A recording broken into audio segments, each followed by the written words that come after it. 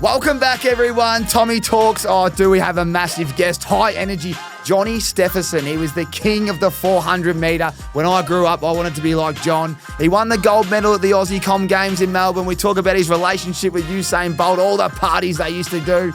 We talk about Celebrity Apprentice. We talk about a lot of things, but more importantly, just tips in life and how hard it was and the highs and the lows of the athletics industry. It's a cracker. I really love this one. We even talk about the Barry Foley documentary that I feature in as well and get Johnny's reaction. But tune in, a Tommy Talks exclusive with Johnny Steffensen.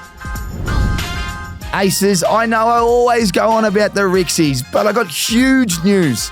We have all our styles and colours restocked on the website right now. It's been months. We ran out of stock, but we're back.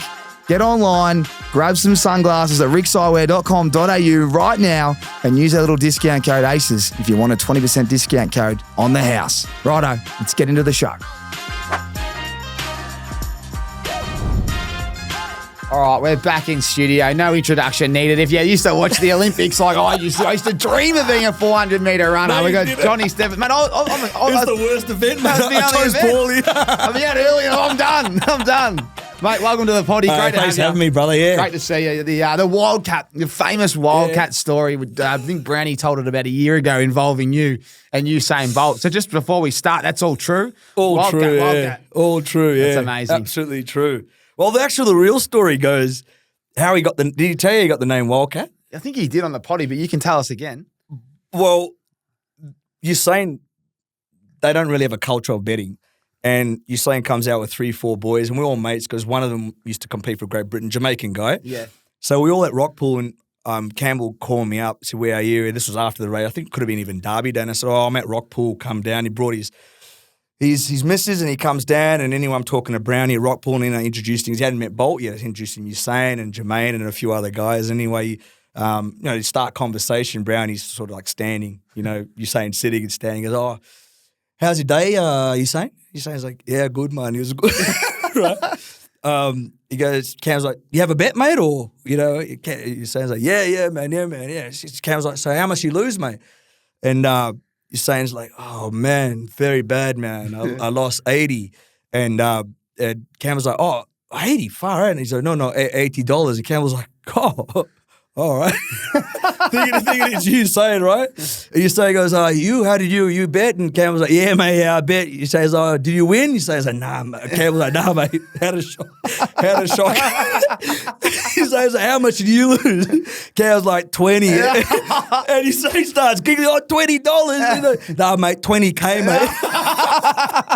Usain was like, and then Jermaine goes, man, that bloke's a Wildcat. And that's how the name Wildcat started. So from there, he's known as the Cat. So, yeah, man. So, no, he was, Campbell's a unique human being. I think you're good mates with him, and I think we could all attest, he's always a good story lurking around Brownie when you're hanging out with him, which is good. He's the king. We had him on the other week.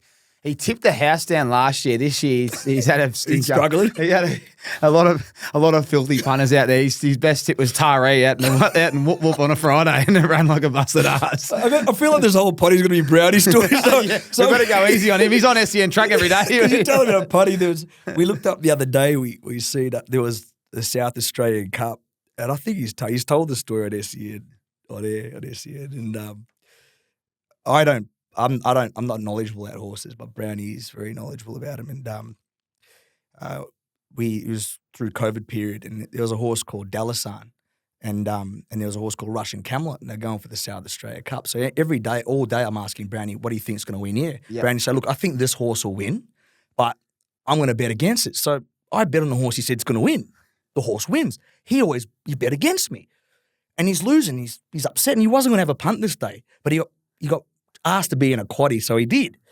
So anyway, it gets to the South Australian Cup, and I go, mate, who's going to win here? And he goes, look, Russian Camelot, good horse, man. It'll be leading. It's a strong horse, but it's raced a lot. It's faded a bit last race. Dalasan's been tracking well. Fitness will play a big part of it, and, towards the back end, they'll loom up against each other, and then Dalasan will edge up and Fitness will kick in. So I go, So anyway, I'm thinking, mate, every horse he's picked against has lost. So I went Russian Camelot.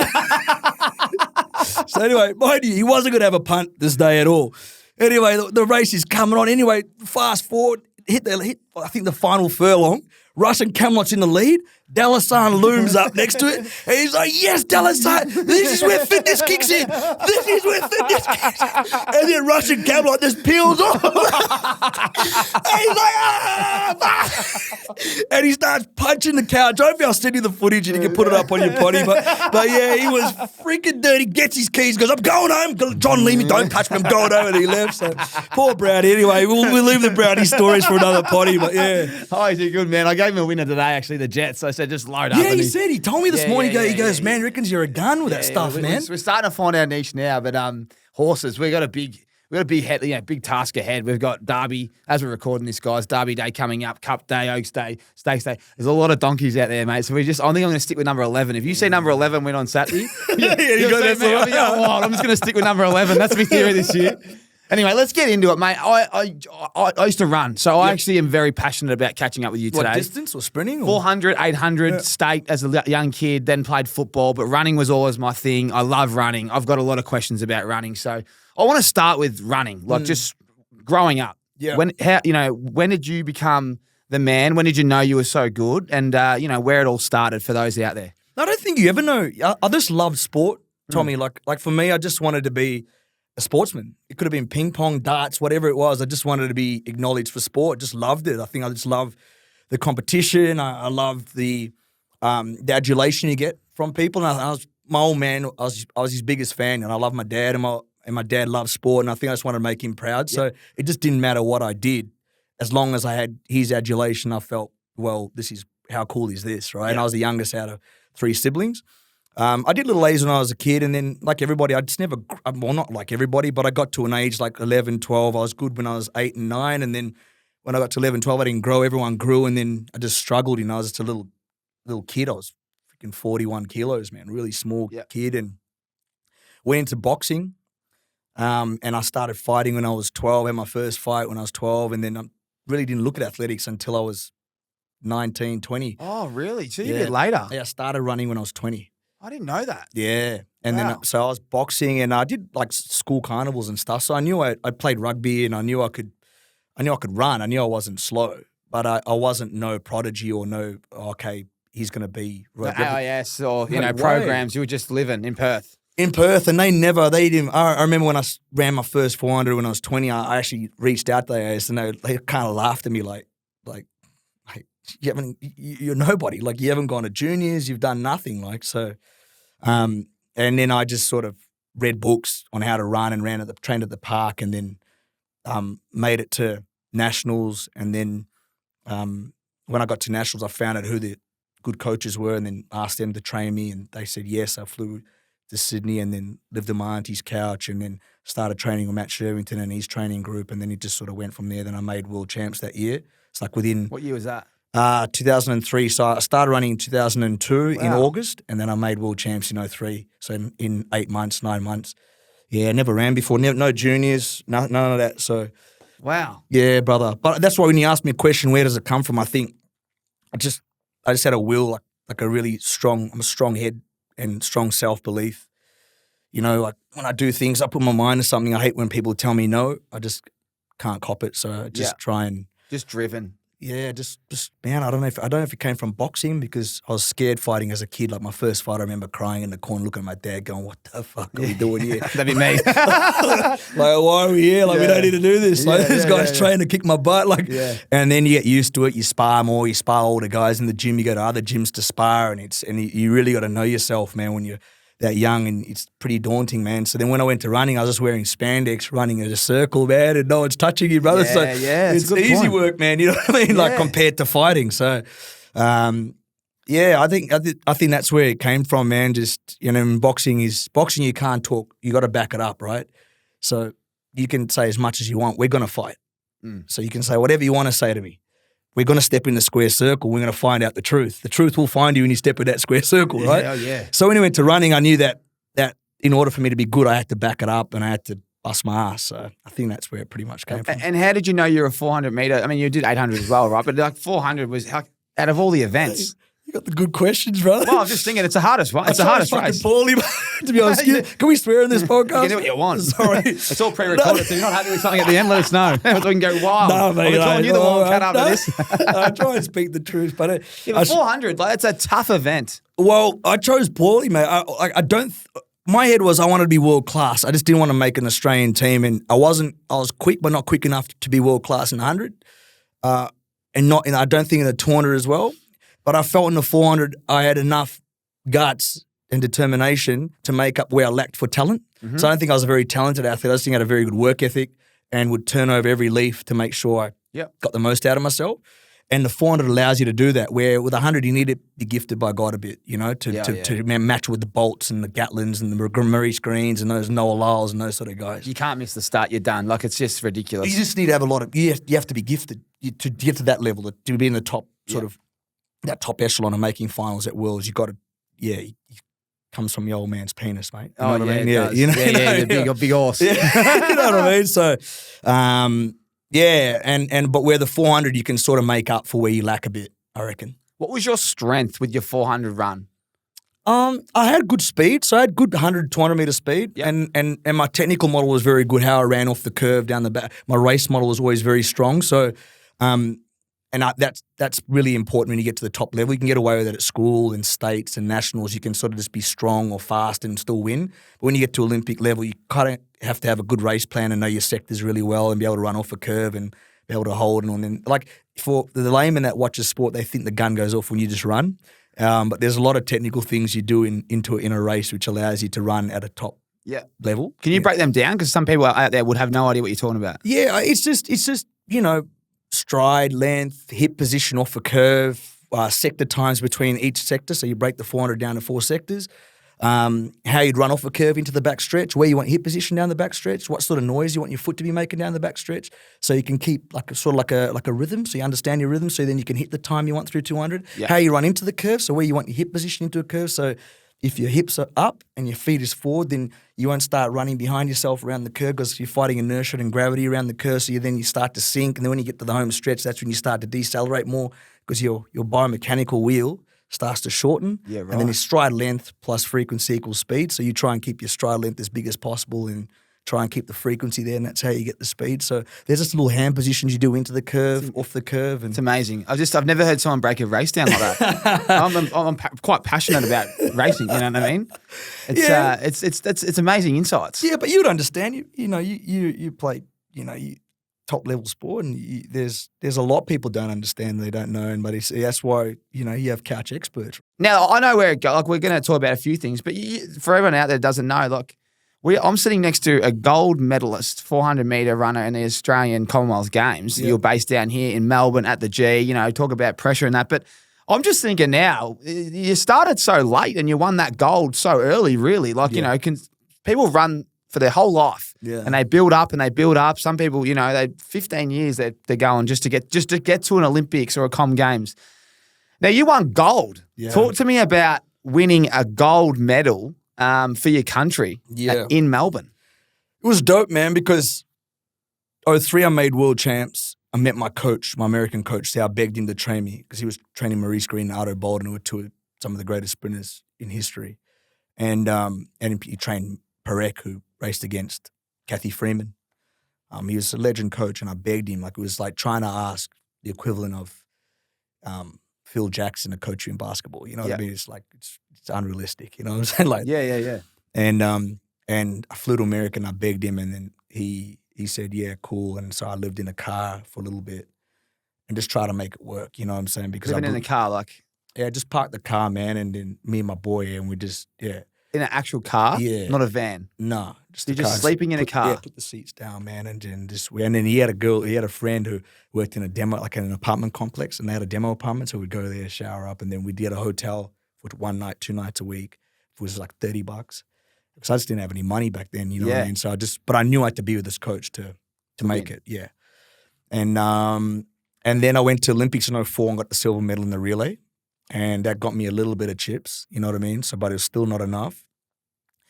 And then, I really started training in America, and I struggled, man. The culture in America, and just being away from a soft kid, you know, like I wasn't, it really hardened me being there. And then the American optimism and the guys I trained with, all they had in their head was winning. Like even guys that were worse than me were telling me how they're going to win Olympics. And I'm looking at them like, Delusional. yeah, you're delusional, right? And that's what a lot of the media said when I came home and I'm telling them these grandeur plans I've got. And they were thinking I'm delusional, right? But in my head, I'm like, I've been around this for the last 6 months and my coach only thing he's talking about is me winning Olympics. And he's the greatest coach in the world. And then I went to World Championships that year and made the final at Worlds. And at that time, and it still is the second Australian to do so in history.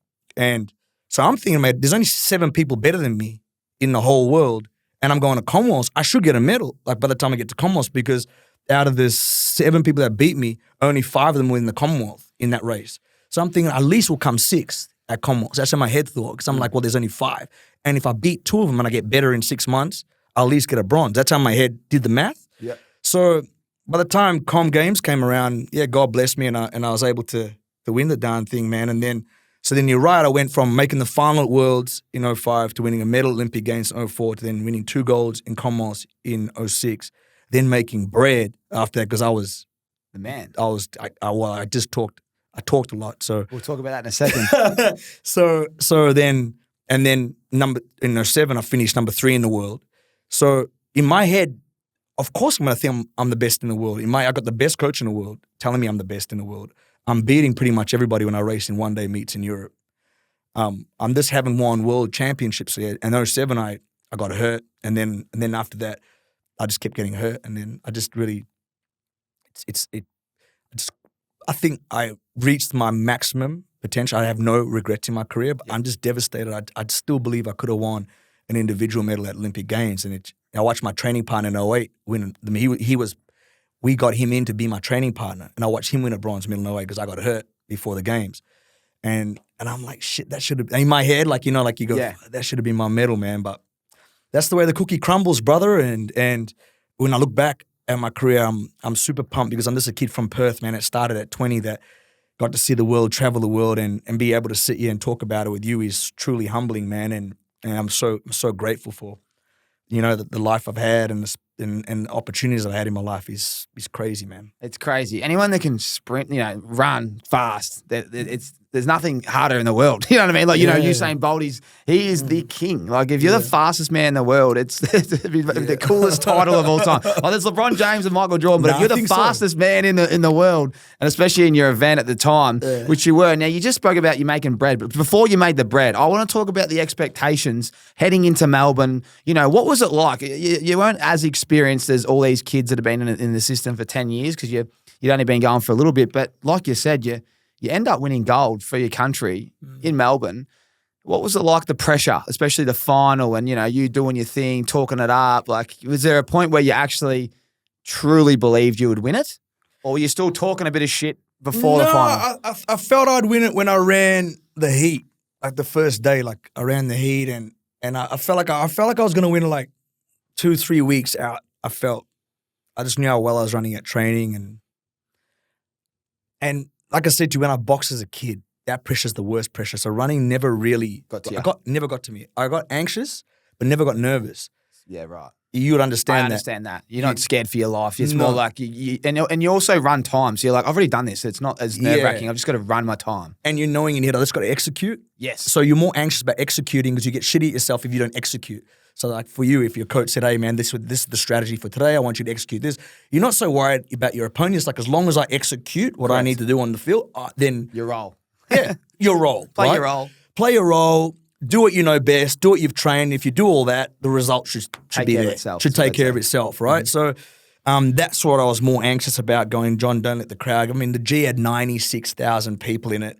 Humming. Man, and it was like, I remember in the race, in the final, when I came around the curve, the roar was so loud that the hair stood up in the race in the back of my neck. It was the most surreal, crazy experience I've ever had in my life, man. It was dope. Is that the best moment? One of? One of, yeah. One of. Is it a moment that you still just chase with certain things of your training, you just think about that, or you you just remember that, and that's the high of highs.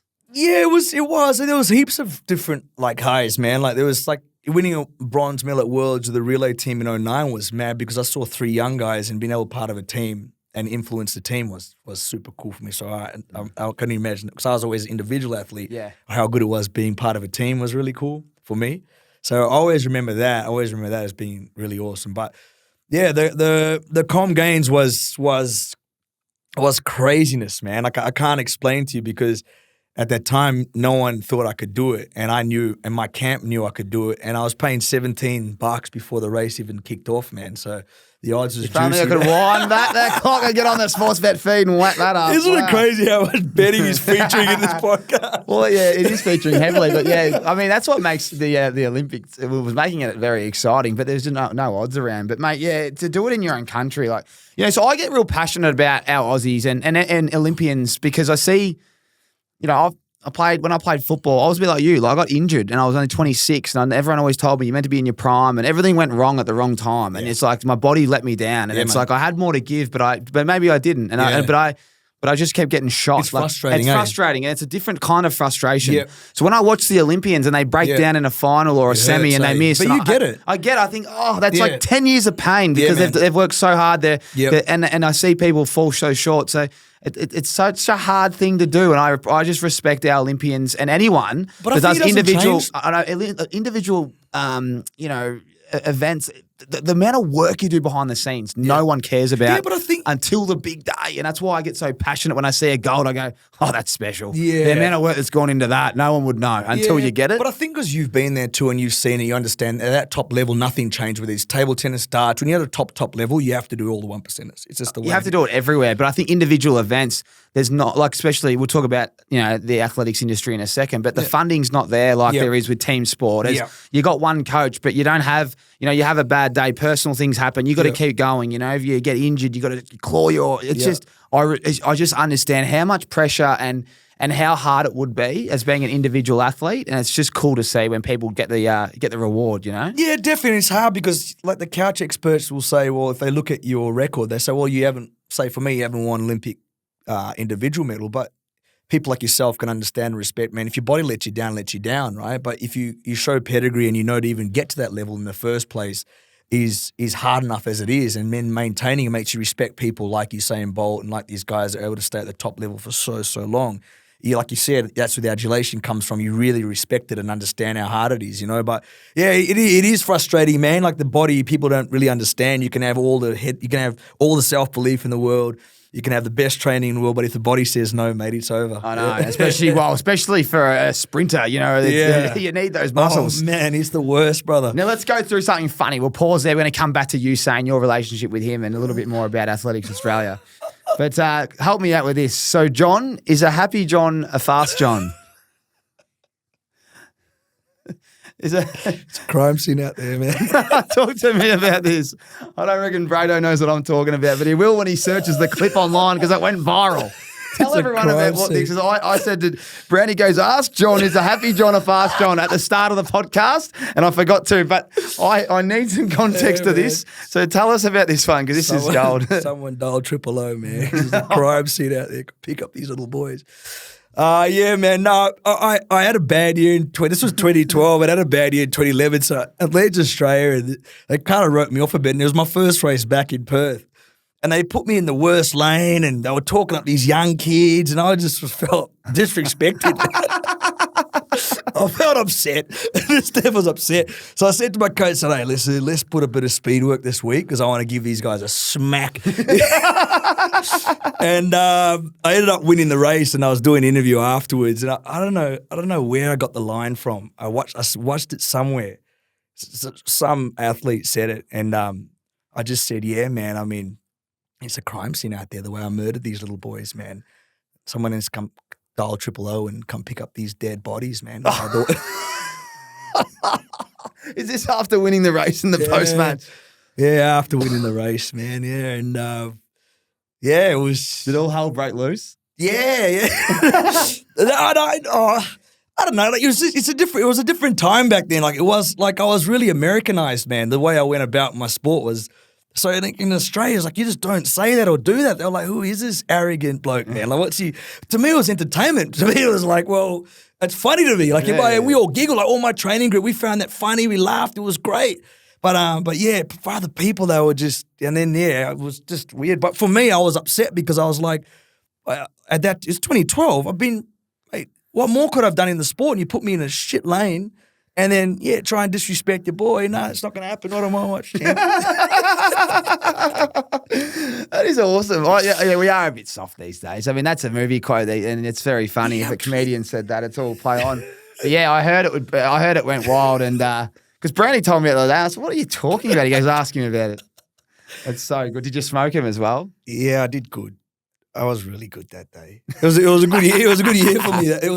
But I worked so hard, man. Like after 2011, I ran like I was soft and just whinging and making excuses, and I ran hopeless in 2011. And then 2012, went back to the drawing board, went back to LA and just focused. Had the team with me, and we lived in a house, and so that was my first race back, man. So. Confidence is everything in sport, mate, and you got to be your biggest believer. Yeah. If you're not, man, and especially in individual sport, give it up. So you've got to believe everything you say and everything you do. So when I went out there, man, I was ready for war, brother. That's how I looked at it. I was like, every time I raced, it's war, man. Yeah. Like you're taking food off my table. So it's good. That's the way I saw it, bros. And I think, I mean, you correct me if I'm wrong, but in an individual, sport. It is important to be a bit of a showman, isn't it? Like you need to get your brand out there because you don't have a big, there's not like a big window. It's a fine line being at the top. It's hard to stay at the top for long, and there's something you did really well. You were quite outspoken.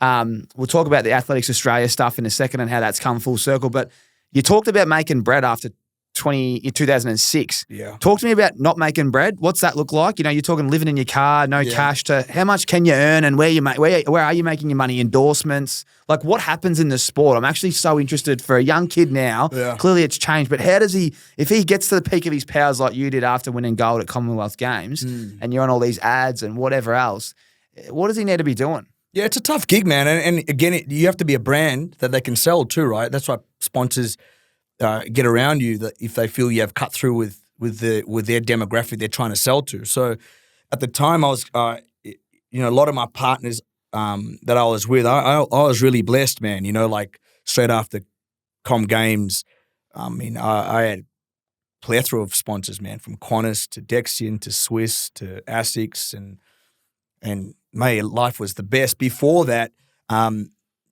even though I had an Olympic medal, I still wasn't earning any money, man. It was just because no one knew who I was. It just was perfect storm. Com Games, being in Melbourne, winning, being a bit of a firebrand, speaking my truth. It was unheard of at the time. It was like headline grabbing stuff every time I said something. And so a brand, that's what they need. And it just happened to work for me, which then allowed me to be able to capitalize financially on it. But for a young kid now, man, like you can see Olympic gold medalists or silver medalists and they still be lucky to make, man, 50K for the year. It's hard, man. It's hard business, brutal. Man. Yeah, it is brutal, man, for federated sports, like not your big commercial sports, but more your federated sports, like your swimming and your running and that. And then you have the select few that do well, that do okay, but that's the exception. That's not the rule.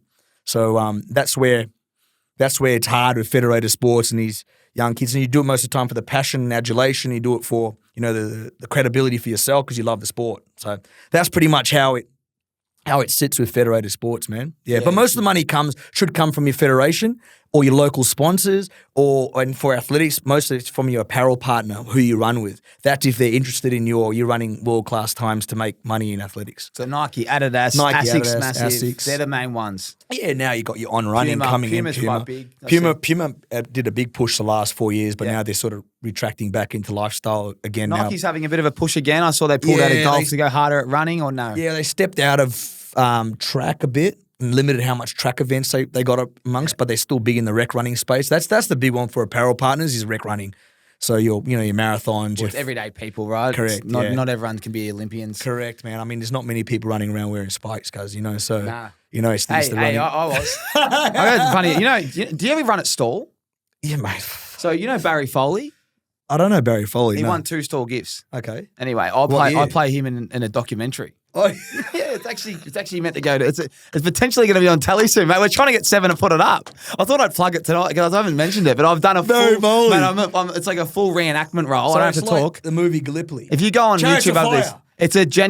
it's a genuine documentary about a guy that gets very ill as a kid, and then he comes Goes to back I and think wins 2 Stall's stall gifts. one of the greatest races in the world, Stall. Yeah. I think that's my opinion on it. Did you ever?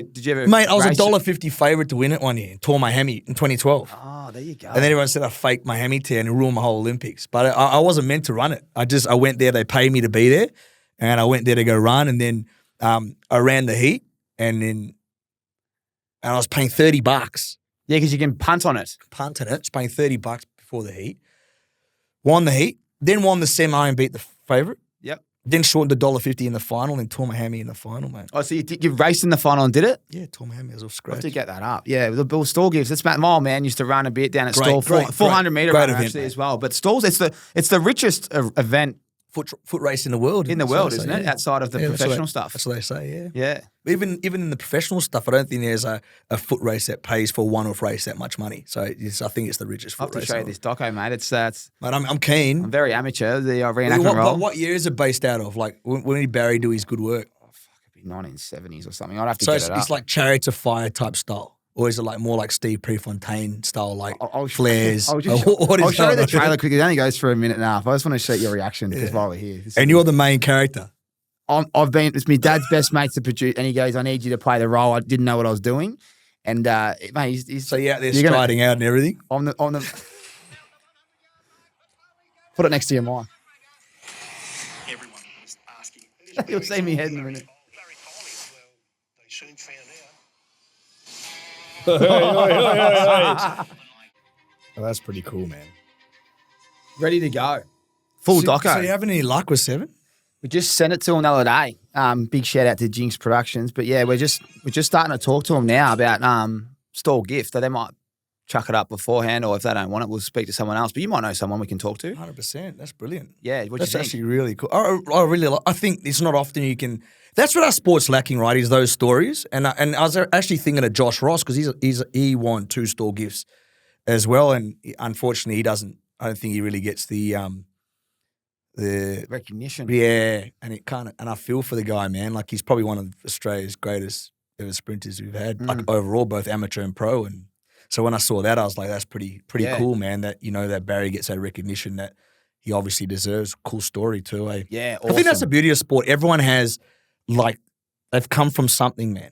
And not often can everyone tell their story. Yes. So doing stuff like that is all right. I just know how hard Greg, worked on that, and it means a lot to him and his family because his mother passed away from rheumatic fever as well, and he's a big sprinting family and all that. But it's been done really well.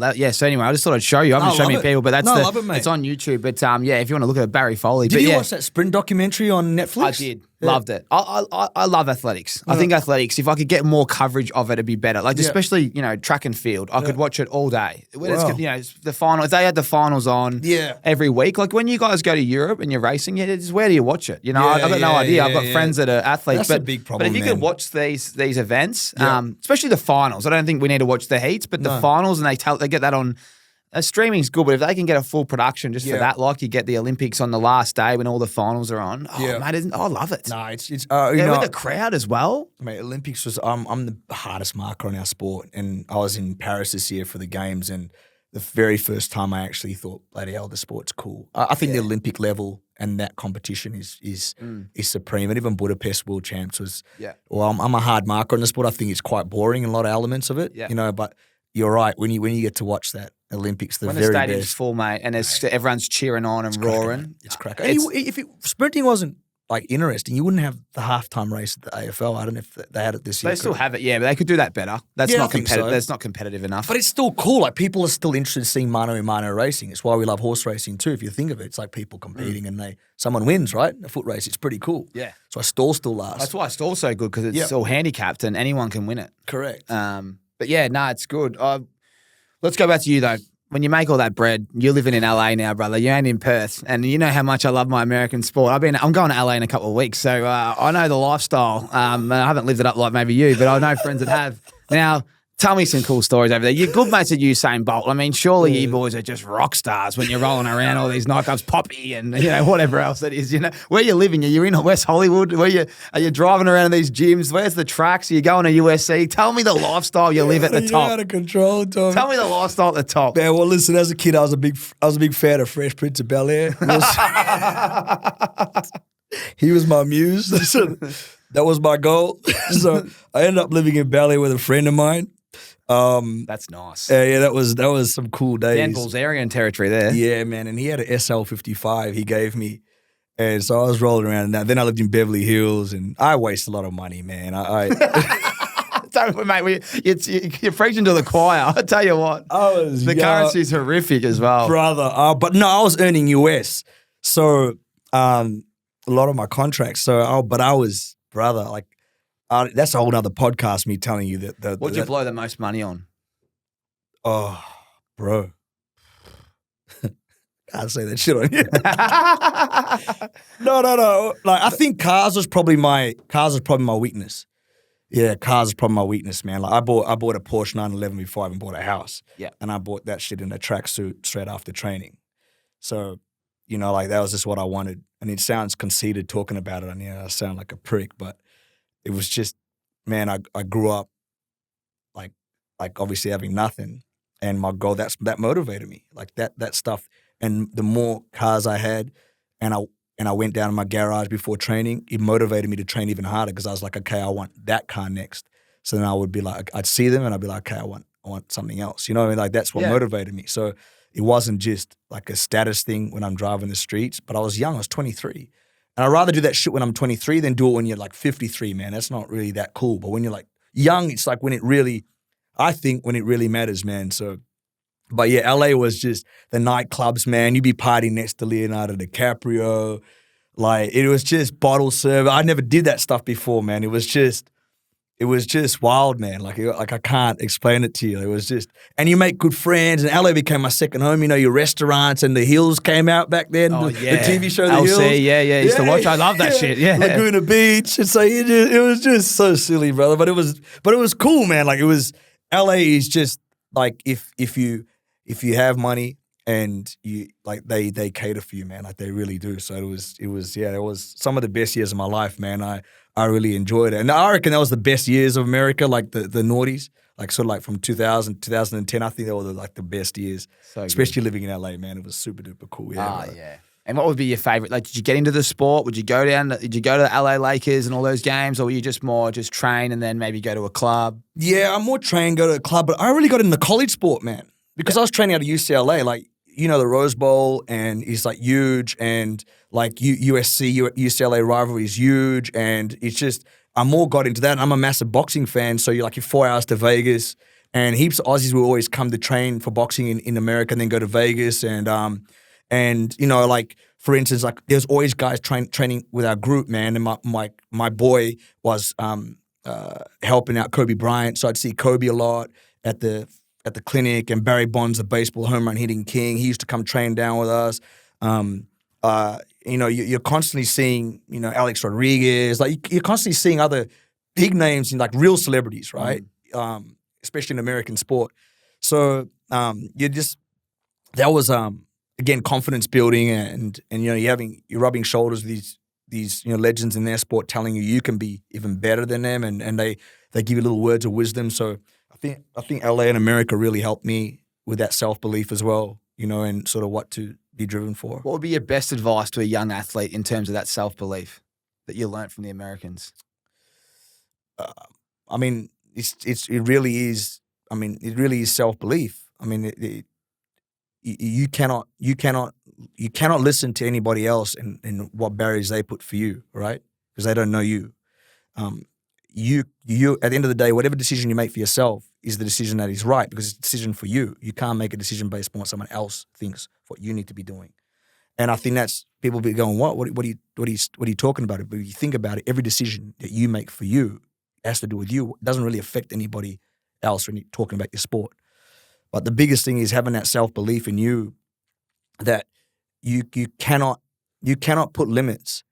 Like, that is crazy. Like, if you don't know what your body's about to achieve, you don't know what you can achieve. So why even think limits? That's just stupid. If someone tells you, you can't achieve that, or that hasn't been done before, that just gives you an opportunity to go out there and do it because no one's done it before. So I think that was the biggest thing in America, where it's like there was never a limit. It was always that plus more. And then if you didn't reach that, you pretty much reached somewhere you were never going to reach anyway because it's your goals are so lofty. So it mainly was just having that full self-belief that once I locked my mind into something, I didn't really care what anyone else thought. I really did not give a shit what anyone else thought. I just knew that that's something that I wanted to do and that's something that I could achieve, and I didn't listen to no one. It's important because a lot of people got opinions. They don't know anything about the work you put in and whatnot. Man. Yeah, I mean, there's different if it's your coach and he's with you every day. But yeah, in answer to that too, man, like you can't, if your goal isn't unrealistic to you, then it's not big enough because it's hard getting the goal anyway. So you got to make your goals as big as they possibly can be so you can get the maximum out of yourself. And I think a lot of people they're too scared to make a goal too big because they're scared of what other people think of their goal. So they just don't make it too big. They make it attainable enough with other person goes, oh yeah, that's a hard goal, but yeah, it makes sense. They want to make it make sense. But I don't think you need to make that your end goal, your overarching goal. I think the little goals, the mini goals to get to that goal have to make sense. But I think your overarching end goal has to be as big as it possibly can be. Yeah. Otherwise, Usain wouldn't have come from a country town and become the fastest man in the world, right? Because there was no reason why he should have ever been the fastest man in the world. His height's too big to run 100. He's slow out of the blocks. He's from the country. His parents never ran. He's from a low socioeconomic area in Jamaica in the country, 3 hours away from Kingston. So, why the hell is he going to become the fastest man in the world? Mm. You know? I love it. Yeah, I agree. I met a guy a while ago, but his biggest thing was think big. And it was like, I've said it before, think big, double it, triple that thought, think bigger again. And the whole purpose of it was just to blow up the concept of your dream and make it so it almost feels like it's impossible. Nothing is. But Tommy, if I didn't do that, I wouldn't be sitting here talking to you. Yeah, you wouldn't have done it. Because I wasn't. I'm not sitting here saying I'm the greatest sprinter. No, I'm not saying that at all. But I wasn't that good. And even if you look at the history of the sport, I wasn't that good. I was a good runner. Don't get me wrong. I was decent, and I was able to hit world class at certain stages of my career. But imagine if I made my goals small, I wouldn't have got anything out of my sport. So by making them as big as I possibly can, I overachieve for my ability, and you and I are sitting here. Yeah, so opportunities come. Now you're on Stan Sport for the Olympics, and you're talking about the running as the king. I mean, play on. I want to talk about Usain Bolt because I've never met him, and I can't wait to meet him one day. Yeah. But you're great mates with him. How did all that come about? Like you've got great energy. The big fella. I've heard some good stories. Where did these are the things after sport that you love. It's the relationships. But you and Usain, where did the bromance start?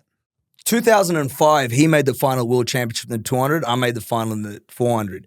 And what happens in then you end up getting shipped away post world champs to different meets because now you're in the top 8 in the world. So that a meet promoter wants you to race at an event. And he had a mutual friend that I was very close to, and he was close to. So then, because now the season's over, we started partying together, and we partied, and we had a good time, and then we didn't really talk in between that for the first 3-4 years. We never really talked in between every season break. So then we'd always meet up after the season, party again, and we were really more party buddies, right? Because we just we just enjoyed partying together. Oh, mate, you'd be getting your scraps, wouldn't you? Mate, you thought Brian Lara was good in the slip cut. You should have seen the Steph. What? Well, I was going to become a dual international at one stage. You guys don't worry about that. We were good mates. I would have been good at partying with him as well. He wouldn't have seen me up to 9. I would have cut you loose. I would have been straight there, mate. Yeah. No. So he was still quite young, and my mate, he was also a good athlete, and he was Jamaican, and we just got along really well. And Asafa Power was the man back then as well. He was the man. These are big names you're bringing up. Yeah, bro. So we'd always kick it, and then he came to Australia, and then we spent more time. And then it just grew, where we just became closer. We went away more. We did different things together, and then we did nitro athletics together. And he's just Usain is a gift from God. He's a unique individual, man. Like he's just a divine individual, man. Like in all things, how he goes about his life, how he goes about his friendships, he's really unique human being, man. You know, and it's I do think like he was put on this earth to run, because none of the stuff makes sense, and just what he's been able to achieve, we won't see in our lifetime. We will not see in our lifetime what he achieved in the sport, and I think your kids won't see it. Really? Yeah, I don't think so. No one will break his world records? Well, 3 Olympics, 3 gold. Don't worry about where they lost the medal through one of in the relay, where one of the guys got banned. But 3, so 4x1, 1 and 2 in 08, 4x1, 1 and 2 in London, 4x1, 1 and 2 in Rio. Over 12 years, it's, let alone, you saw Noah Lyles this year, he couldn't do it. And you know, Noah's good, mate. He's not bad. He's no Usain Bolt, but he's good. And no one else, Carl Lewis tried. I mean, it's just difficult. So I just don't think you'll see that. Nah. Over 12 years, man, think about that. Winning the 100. And now and modern medicine, and everyone's getting quicker and faster and stronger. And his world record time, do you reckon we'll see it broken? I think we might see that get broken, yeah. I think we'll see that. And that doesn't mean much to me. I mean, records are meant to be broken in that sort of sense. You're more saying the ability to back it up and get those ability to goals. back up 3 Olympics, win 3 medals, gold medals, and know that you have 3 other guys in a relay team that are willing to run as fast as they can to then win a medal against all the other countries. You're not going to see it. Nah. No, you're not. Because you've got to rely on 3 other guys in a relay for 3 Olympics. Like, that's pretty hard. That's what I'm saying. I don't think you'll see 3 golds by an individual over 3 Olympic games. That's why I don't we're think. so lucky. Oh, it's crazy. Correct. And you, that's why I just think that's why I say I don't think your kids will see it as well. So we're living in a time where we got to watch a guy go to 3 Olympics. You know, and the funny thing is, in Rio, he wasn't even going to run. A lot of people don't even know. That's an exclusive. Yeah. Oh, there, really? Talk to us about that. I don't know if I should be, but I think I'm thinking. We can get him on.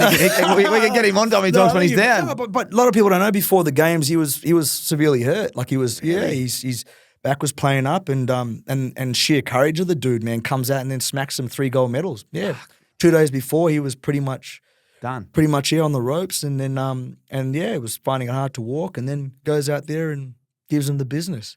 3 golds. It's the stuff you'd love to see. You talk about these documentaries. Oh, man, I don't think that doco did it justice. I'd love to see a second doco covering all that stuff as well. Yeah, the lead up. Imagine the camera in the room there when he's back's jarred. I think he's got footage on that. I'm not sure, but I remember I was spending every day with him in Rio, he was he was pretty amazing, man, to see him go. And it still trips me out to this day, to be honest. Yeah, it's crazy. When is he coming to town next, the big Usain? I'm trying to text him now, mate. Get him to send a video about Tommy Talks exclusive. That's what I'm saying. I said, jump on Tommy Talks, mate. What are you doing, mate? Wake up, big fella. It would be big getting the king in here. Nitro Athletics. I've got a couple more things I want to talk to you about. But Nitro Athletics, talk to everyone about what that is, who was involved, and how you set this up. Man, so look, Nitro came because I just felt like the sport needed it, and it was quite boring at the time, and it was more an entertainment model. You know, at that time I did Celebrity Apprentice in 2013, and then runner-up, I see. Yeah, Steph Rice. Steph Rice. I can rob the Steph. There, Were you mate. rolled? I was rolled, mate.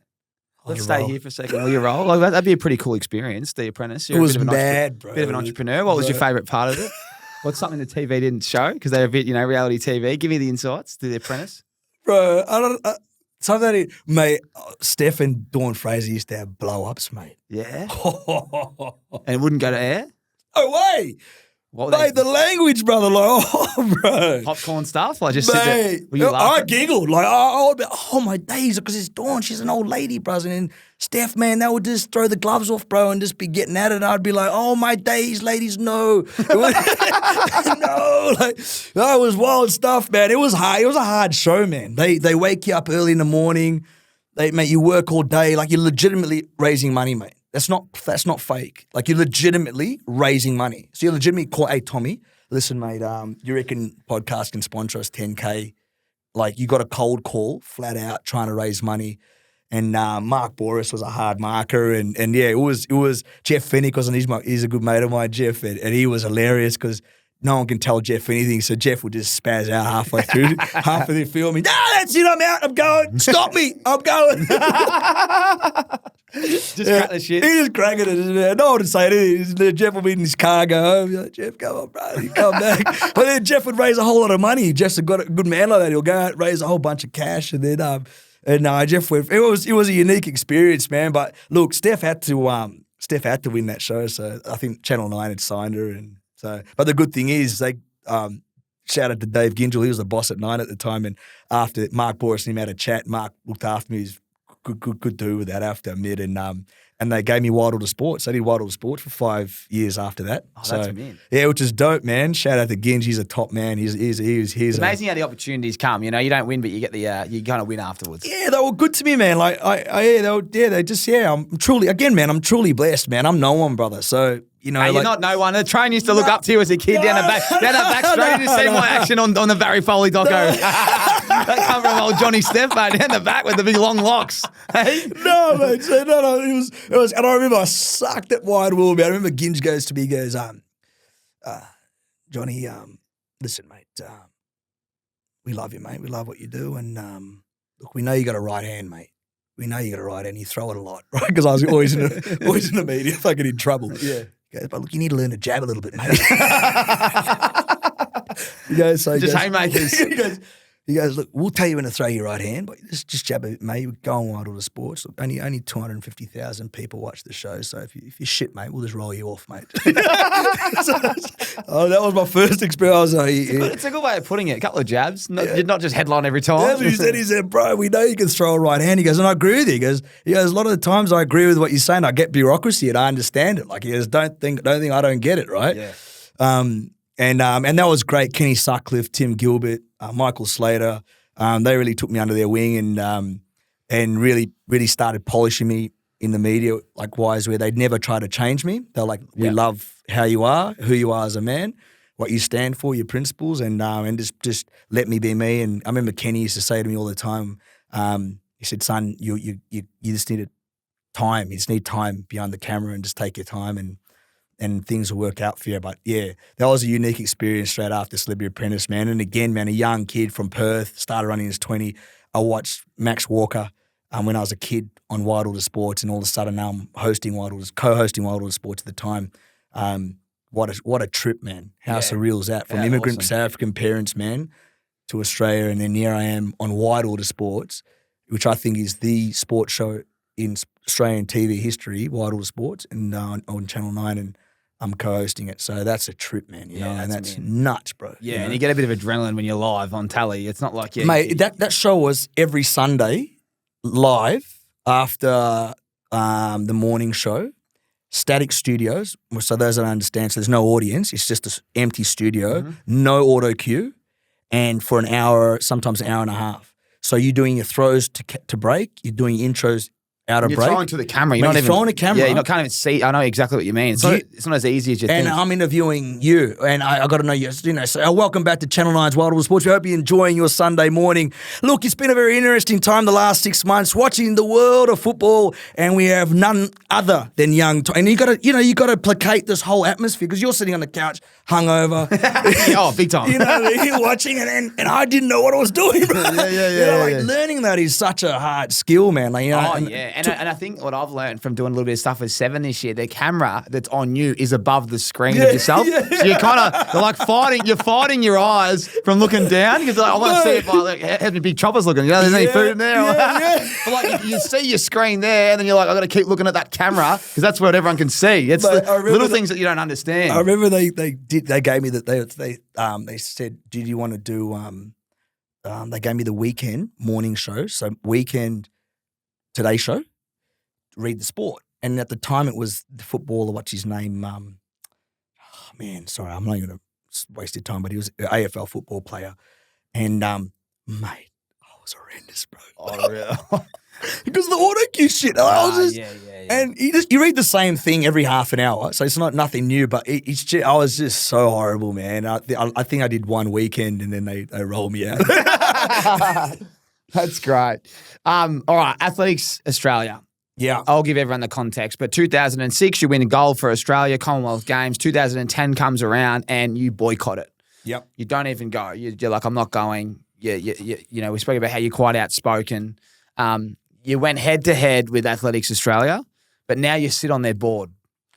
Talk to me about what I just started with and how it comes to where you are now. Yeah, man. I just felt like athletics at the time had an elitist sort of approach to the way they treated athletes. They had favourites, and I never wanted to be a favourite. I just wanted to be judged on my merit, and they still didn't do that at the time. So I just come out in the media and say it. That was taboo at the time to do that sort of stuff, and they had the power. They had the media. There was no social media at the time where you could speak your truth and tell and give some context.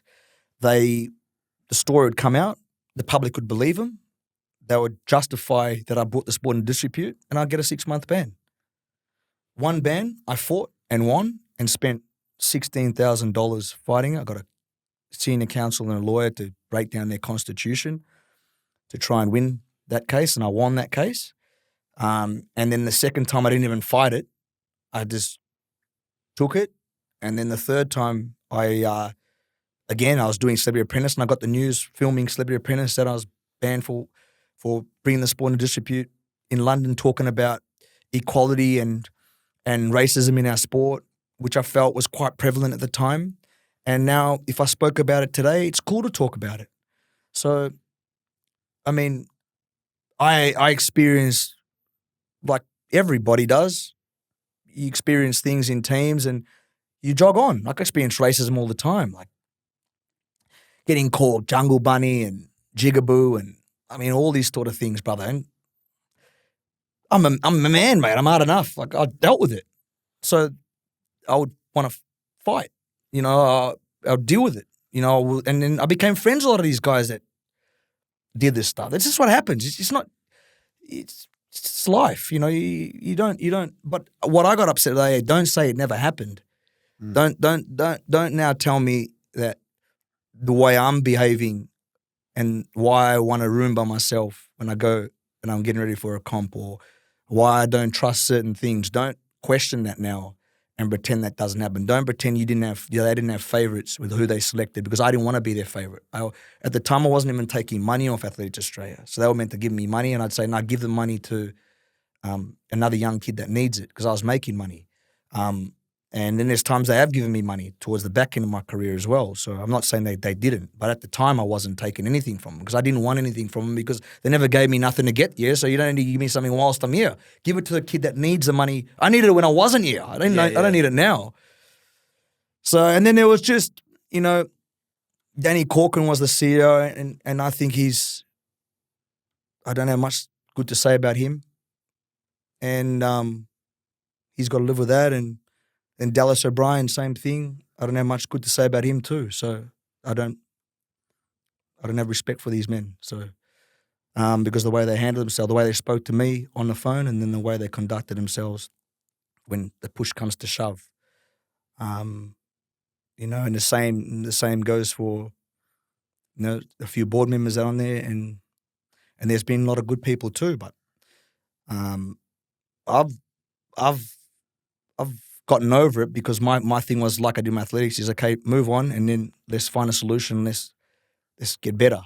And that's why when I had the opportunity to join the board, I did, because I thought, okay, now's the time to make the changes in the constitution. Now's the time to give a young kid the opportunities that I was complaining about. There's no point complaining about it and then not doing anything about it. So I complained about it, now an opportunity to make the change, so then get your hands dirty, Jay, and get involved. So I got involved. I'm not a bureaucrat. You know me. You hung out with me. I know the man I am. I know I've got sharp edges at times, and I know I have my flaws as a man, and I know that, and I deal with that every day, and I understand that. But my heart and my loyalty and my honesty, I try and live by honesty, loyalty, and respect. I try and live by that. They're my virtues I live by every day. And so I only ask for that back. And if I'm wrong, I'm wrong, and I'm always willing to put my hand up if I'm wrong. That's not a problem.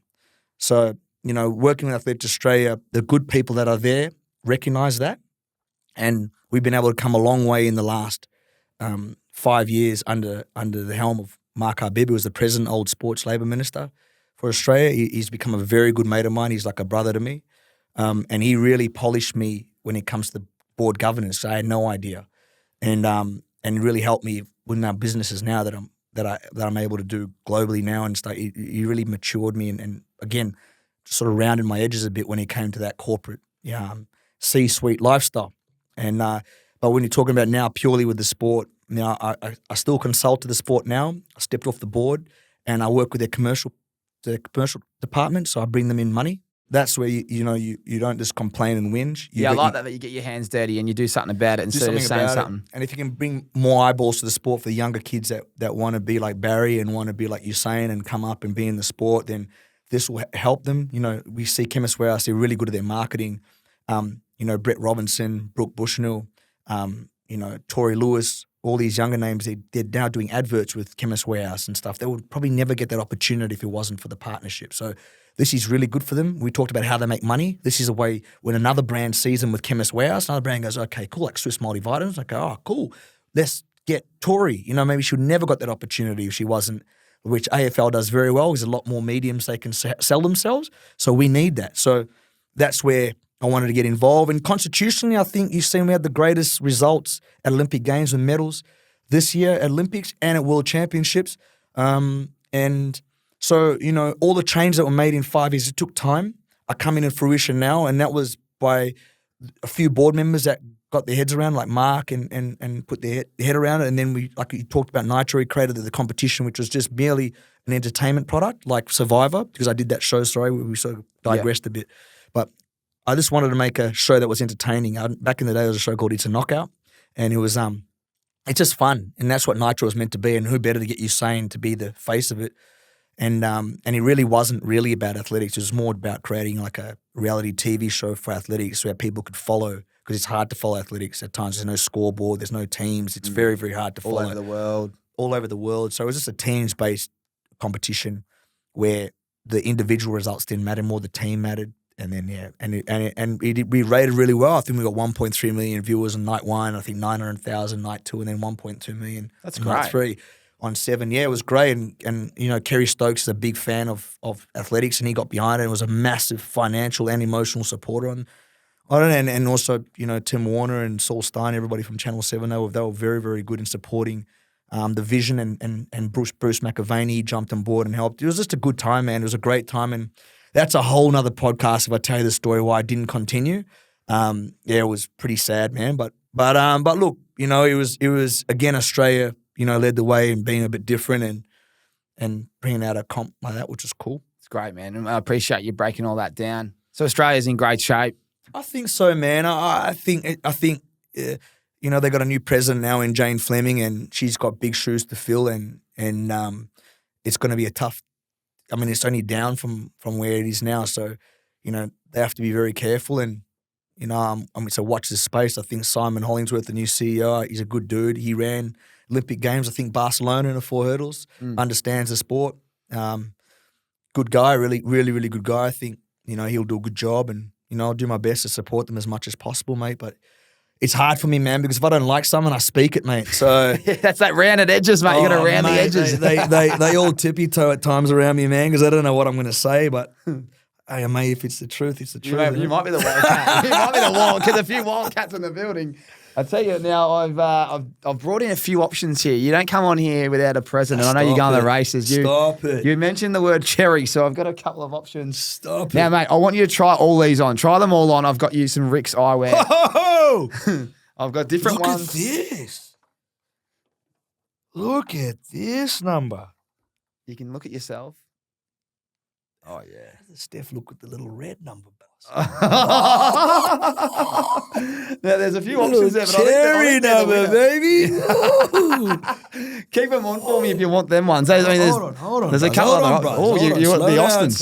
No, that's a bit feminine, that one. No, it stays right there, cuz. They're brand new. I thought you might like the Bostons. They're the brand new Nolas. They're a brown number. Little matchy, don't you Oh, think, look bro? at that. The brown Oh, on yeah. brown. Yeah. That's the grouse. You watched Peter Rabbit before, bro? No, I haven't. Well, how old is it? I'm only 30. How old Oh, is it? Peter Rabbit's a new movie that's out now, Oh, man. I thought it was back in the day. I'm going. Well, his fur's brown and he wears a brown jacket. It's a bit matchy. So that's the glasses are brown and your brother's Jeez, brown. you're looking slick though. You like these ones? Or? I like both. I think the little cherry number's a bit sexy. You know? I think they both look great. Hold on, son. Let's go back to the cherry numbers. Oh, yeah. Now, tell me which one. Be honest, mate. I think cherry with that T, little red and red job. Or Look, you they reckon- both look or, great. Or you think the brown joints, mate? Get Brado with the mic. What do you Down? think? Fingers down, Brado? Or I'm thinking the brown. Oh, brown from Brado. little matchy. The red with the red shirt, I agree with that. Yeah, but that if you looks change it up, you can keep both, surely. Yeah, you can keep both. What Oh, do you man, wear now? we got to give him away. Sure, you one of your listeners, One of man. you saying in them? Yeah, surely? he loves his glasses, Does UB. he? I reckon he'd be a big fan of the Bostons, just quietly. Oh, we love But that. he's big man, mate. We've got the large in Boston, and so anyway, these are mate. sexy, So leave brother. them on for me. Thank you, mate. Now we always ask our guests, and thank you so much for coming on and telling your story, mate. As you said, thank it's only you, a mate. little bit. We could sit here for hours, but I want to know, RIXX on tour. You've travelled all around the world, mate. We always like asking people where they would take the RIXXies around the world and why. Where's the coolest place you've been in the sun where you could rock the RIXX? You reckon in your lifetime? Oh, mate, coolest place. I don't think it's the coolest place, but some of the cool memories in the sun. I'd have to say Greece, man, in the Greek islands. Like I've had a bit of fun there, man. That's been pretty cool. But I've been blessed to go to like a number of places, man. South of France is always cool. I think even Oz, man. There's some really like even in Australia, like in Perth, like being like Cottesloe Beach at the Cot and stuff. Mate, magic. Mate, it's so good. Like I chase the sun, brother. I hate the cold. I can't do it. So You're in Thailand now, right? I'm spending a lot of time there now in the Middle East, and then come back to Oz. But I'm loving it, mate. Like Thailand's beautiful too, man. Some of the islands there is just magical. Yeah, I've got a man. mate that sent me a golf proposal. It was like the cheapest golf trip ever. Yeah. 4 days, like Where and why? In or in I Phuket? can't remember or? where it was, but it was like it was the nicest course. He sent me a video of the whole package, but it pretty much people like carry your clubs for you. The course is private, your food and all that, and flight. It's cheap as chips as well. Mate, it's cheap, and they really look after you if you go out there and play. Like they understand the hospitality part. The Thais, they do a really good job of that. So I think when you're playing golf, I mean, there's nothing better. You go with lads, caddies, caddies, carts, everything mate. included. Everything's included. They clean your shoes, your clubs. It's a good trip, man. That's why I asked if it was Waihin or Yeah, Phuket, not 'cause sure. there's some- I'll ask him after this, and I'll let you know. It's on like good text. courses in like about 3 hours outside of Bangkok. It's pretty Yeah. cool. But no, I'm loving it, man. Look again, man. Like every day above ground is a blessing, and the opportunities I have in my life is super cool, man. Like it's I'm super duper blessed, man. I take nothing for granted, brother. So I love it. And what do you do day to day now? I run series of different businesses, some in sport and some in civil infrastructure, and a lot of it's overseas. Again, the Australian stuff is a lot to do with Athletes Australia, and then the sports stuff in Poland and Middle East as well, working with a couple of their federations out there with their commercial partners, and a little bit in high performance, the sport, just a tiny bit, but then mainly just we do a lot of natural resource trading out of the Middle East as well, and some of the civil stuff and innovation and tech stuff through as well. So I have a company called Fresh Start, and under Fresh Start sits a lot of these companies that we have acquisition and being partners with, and it we stuff like early educational kids books and chew toys as well, because it's made out of sustainable rubber. So a lot of it's in a renewable space as well. So in renewable energy as well, we do a lot of stuff. So renewable energy ecosystem, and we sort of go into different grids, and yeah, it's pretty boring stuff, but. And over the years, you've been able to acquire a pretty good network around the world, and do a bit of work with the royal family out in Bahrain, which is pretty cool as well. And that opens up a lot of doors when you're trying to incept these sort of different businesses and trying to, especially in developing nations. So that's the serious hat that I put on. But most of the time, I'm joking around and being a clown, mate. Yeah, So, I like that. Yeah, I'm the same yeah. as you, mate. Yeah. There's a couple of days of serious. mate, a couple of days. I've done no serious stuff since I've been in Melbourne, man. So Like, mate, actually, very hard at the Cosmopolitan. And the Cosmo doesn't provide serious chat. So yeah, I've been a bit slack, but but again, that's what we talked about. That's that ability to be able to switch hats and Switch it you on, know, switch it and off. switch it Oh, I off. love it, and, mate. But a lot of people only get to see the fun, the That's what jokey they want to side. see anyway, mate. No one wants to hear the boring stuff these days. They want to hear the stories. Bro, that's it. They want to see where you and Usain were in Greece and what you're up to. Bro, right? that's another podcast. I was trying. I don't know what time it is. I don't know if he's in New York or he's in Miami. Would have got him to tell the stories, but we yeah, there's one for after dark that'll have you in stitches. I'll tell you tonight, man. Oh, tell me tonight. We've got a week ahead, the cup week ahead. Before you go, leave the sunnies on and just tell me one more thing. The hardest thing about a 400-meter, athlete, but the training. I forgot to ask you, but we used to do MAS and 150s and one lappers and time trials, and there's things that used to make you feel sick. Yeah. But I'd imagine your training program in a 400, trying to become, the number one in the world there. What was the hardest session you ever did? And tell me, break it down for everyone before we wrap this up. Again, you said it well. It's the lactic acid which kills you, and our event's only lactic. You're going into lactic whether you like it or not. That's not an option. And you know that every time. Every time. Sucks. Every time. Every race, every training session. Well, 2 out of the 4 training sessions, specific track sessions, you're going. Did you ever think? Did you ever become comfortable with it? Yeah, or I did. Yeah. Oh, you did. So you learn not to throw up after a while because number one, I didn't want my training partners seeing me weak. 2, I didn't want my competitors seeing me weak after a race. So I learned to control it. Or I learned if it really got and plus the perfect race is you're only going to lactic with a meter to go. That's the perfect race. So if you're in lactic with 15 to go, too hard. You either gone out too hard, you're not fit enough, the race plan was wrong. So if you're going to lactic that far out, you've messed it up. So the goal is to go into lactic with a meter to go. That's the perfect race.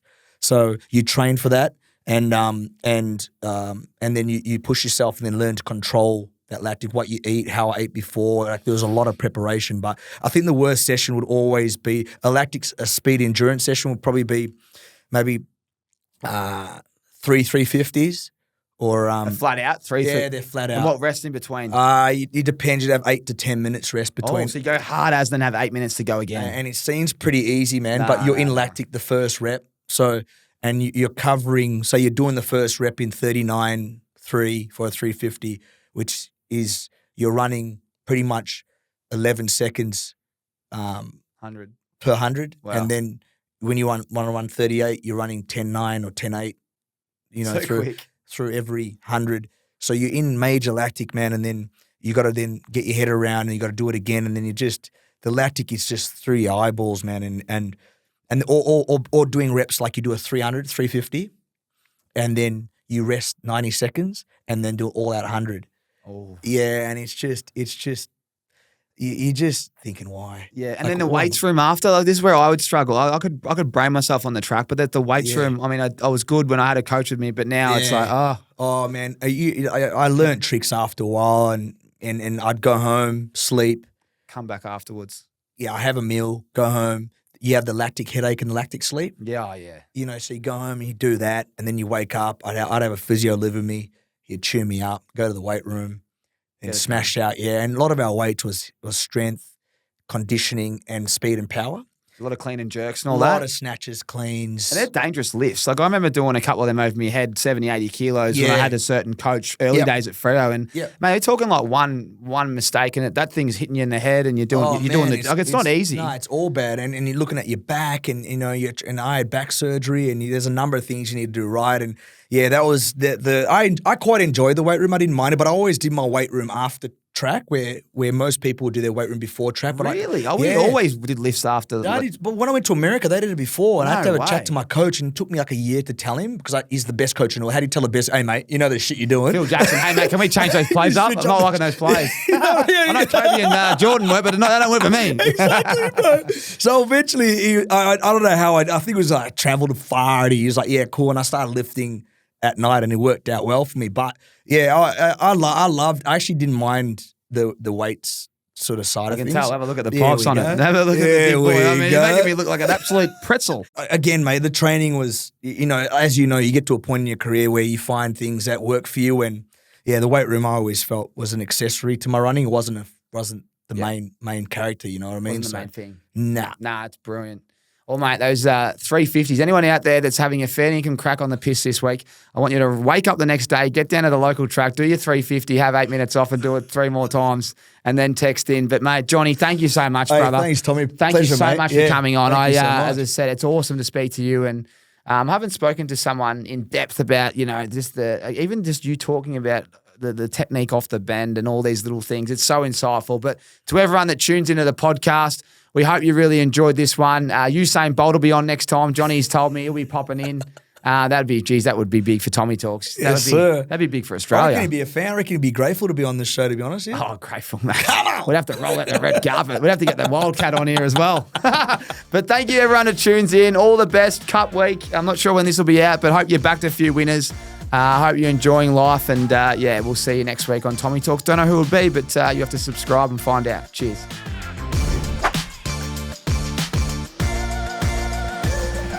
Aces, I know I always go on about the RIXXs, but I got huge news. We have all our styles and colours restocked on the website right now. Get online, grab some sunglasses at rixxeyewear.com.au right now and use our little discount code ACES if you want a 20% discount code on the house.